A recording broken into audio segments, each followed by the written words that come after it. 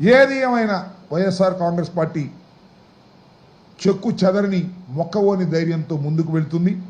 ఎన్ని కేసులు పెట్టినా, ఎన్ని ఇబ్బందులు పెట్టినా, ఎంతమందిని లోపల పెట్టినా కూడా వైఎస్ఆర్ కాంగ్రెస్ పార్టీ ధైర్యంగా ముందుకు వెళ్తుందని, దినదిన ప్రవర్ధమానంగా పెరుగుతుందని, చంద్రబాబు నాయుడు గారు ఏదైతే వాగ్దానాలను అమలు చేయటం లేదో ఆ వాగ్దానాలు అమలు చేసేంత వరకు నీ వెంటబడి పోరాడతామని చంద్రబాబు నాయుడు గారి మరి చూశారు కదా మీరు. ఇప్పుడు మేము ఆయన ఏమన్నాడు, సుపరిపాలనలో తొలి అడుగు అన్నాడు.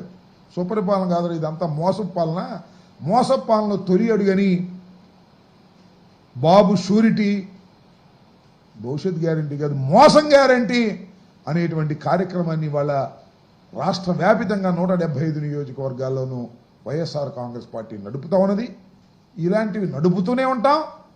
నీ రాజకీయ దివాళా కోరుతనాన్ని, మోసాన్ని ప్రజలకు ఎండగడుతూనే ఉంటాం. కేసులకు భయపడే ప్రశ్నే లేదు. మిథున్ రెడ్డి గారు కానీ, ఇంకా మిత్రత్రా ఉన్నటువంటి నాయకులు కానీ, ఇప్పుడు అరెస్ట్ అయిపోయినటువంటి నాయకులు కానీ అందరూ కూడా వెరీ క్లీన్ చిట్తో బయటకు వస్తారు. ఇది మోసపూరితమైన కేసు. ఈ సిట్టు పెట్టేది ఒక అబద్ధాల కేసు.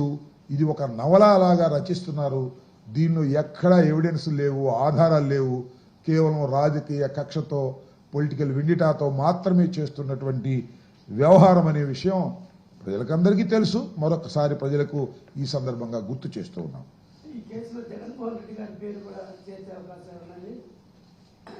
ఉన్నాయని అనుకోనిండి. మొన్న ఎవరు అడిగారు కదా జగన్మోహన్ రెడ్డి గారిని, ఏమండి మిమ్మల్ని కూడా అరెస్ట్ చేస్తారంటే నేను ఇక్కడే ఉన్నాగా అరెస్ట్ చేసుకోమని అన్నాడు ఆయన. మేము భయపడతామా? జగన్మోహన్ రెడ్డి గారిని పెడతారో లేకపోతే ఇంకోళ్ళని పెడతారు, we can see later. We don't care all these things. ఏం చేస్తారు ఏంటంటే వాళ్ళ ఇష్టం. వాళ్ళ నవలు ఏ రకంగా రాస్తున్నారో మరి తెలియదు మనకి. ఎవరు లోకేష్ గారు ఎవరి పేరు రాస్తున్నాడో తెలియదు. అది రెడ్ బుక్కో గాడిది గుడ్డు బుక్కో మనకు తెలియదు. కాబట్టి ఎలా రాస్తున్నారో ఏం చేస్తున్నారో వాళ్ళకే తెలుసు. లోకేష్ ఏమనుకుంటే వాళ్ళని అరెస్ట్ చేస్తారు, నిన్ను అనుకుంటే నిన్ను అరెస్ట్ చేస్తారు, నన్ను అనుకుంటే నన్ను అరెస్ట్ చేస్తారు, జగన్మోహన్ రెడ్డి గారిని అనుకుంటే వాళ్ళని అరెస్ట్ చేస్తారు. బరి తెగించారు పోలీసులు, బరి తెగించారు. బరి తెగించిన వాళ్ళకు మాత్రమే పోస్టింగులు. సిన్సియర్గా పనిచేసేవాళ్ళు వదిలిపెట్టి వెళ్ళిపోతున్నారు, లూప్ లైన్లో ఉంటున్నారు.